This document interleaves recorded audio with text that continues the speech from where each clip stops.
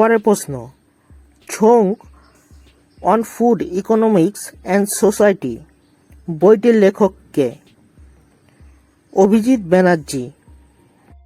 পরের প্রশ্ন, প্রতি বছর ৩রা জানুয়ারি সাবিত্রীবাই ফুলের জন্মশতবার্ষিকীতে ওমেন্স টিচার্স ডে পালন করার সিদ্ধান্ত নিল কোন রাজ্য? সঠিক উত্তর তেলেঙ্গানা। পরের প্রশ্ন, সম্প্রতি বিশ্বের সবচেয়ে দূষিত শহর ঘোষিত হল কোনটি? সঠিক উত্তর হ্যানয়। পরের প্রশ্ন, ভারতের প্রথম জেনারেশন বিটা শিশুর জন্ম হলো কোথায়? সঠিক উত্তর আইজল, মিজোরাম। পরের প্রশ্ন, সম্প্রতি কোন ভাষাকে শাস্ত্রীয় ভাষার মর্যাদা দেওয়া হয়েছে? সঠিক উত্তর মারাঠি। সম্প্রতি ভারত সরকার নতুন করে 5টি ভাষাকে শাস্ত্রীয় ভাষার মর্যাদা দিয়েছে।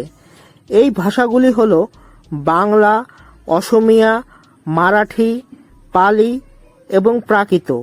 এই স্বীকৃতির ফলে ভারতীয় শাস্ত্রীয় ভাষার মোট সংখ্যা বেড়ে দাঁড়িয়েছে 11টি। পরের প্রশ্ন, how India scale mountain G20 বইটি কে লিখেছিলেন? সঠিক উত্তর অমিতাভ কান্ত। পরের প্রশ্ন, ৭৬তম প্রজাতন্ত্র দিবসে ভারতের প্রধান অতিথি কোন দেশের রাষ্ট্রপতি প্রাভো সুবিন্তো ছিলেন? সঠিক উত্তর ইন্দোনেশিয়া। পরের প্রশ্ন, ভারতীয় চলচ্চিত্রে অবদানের জন্য WBFJA তে Satyajit Ray life time achievement award পেলেন কে? সঠিক উত্তর অপর্ণা সেন। পরের প্রশ্ন, ভারতের পুরুষ ও মহিলা উভয় দল 2025 সালে খোখো ওয়ার্ল্ড কাপে কাকে হারিয়ে চ্যাম্পিয়ন হলো?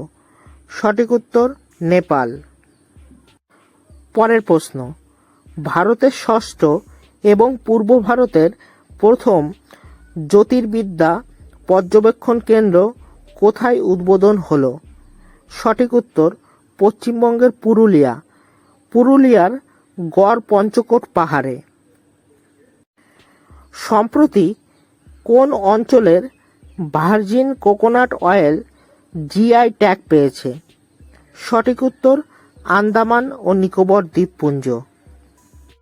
পরের প্রশ্ন, 2025 সালে অস্ট্রেলিয়ান ওপেন পুরুষ বিভাগে কে জিতলেন?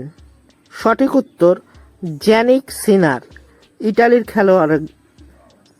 পরের প্রশ্ন, সম্প্রতি ব্রিক্স নবম দেশ হিসাবে যোগ দিল কোন দেশ? সঠিক উত্তর নাইজেরিয়া। পরের প্রশ্ন, সম্প্রতি বার্ষিক পাখি শুমারি অনুষ্ঠিত হলো কোন হ্রদে? সঠিক উত্তর উড়িষ্যার চিল্কা হ্রদে। পরের প্রশ্ন, ফাইড চেস ওয়ার্ল্ড কাপ 2025 অনুষ্ঠিত হবে কোথায়? সঠিক উত্তর ভারত।